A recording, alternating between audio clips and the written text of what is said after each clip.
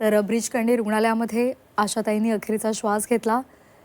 आशा भोसले यांचं पार्थिव आज रुग्णालयामध्येच ठेवलं जाणार आहे आणि उद्या आशा भोसले यांचं पार्थिव घरी नेलं जाणार आहे आणि त्यानंतर उद्या दुपारी 4 वाजता शिवाजी पार्क स्मशानभूमीमध्ये अंत्यसंस्कार केले जाणार आहेत।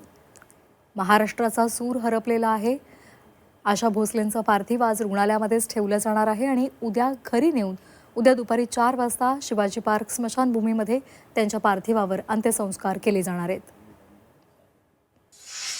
संपूर्ण महाराष्ट्र शोकाकुळ असणार आहे, कारण मंगेशकर कुटुंबियांच्या घरामध्ये जन्मलेल्या आमच्या लता दिदी असतील, आशा दिदी असतील, त्यांचं संपूर्ण कुटुंब, परंतु आता आशा दिदींचं हे आत्ता वार्ताकाळानंतर संपूर्ण महाराष्ट्र हरलेला आहे। आम्ही त्यांच्या दुःखामध्ये तर सहभागी आहोतच।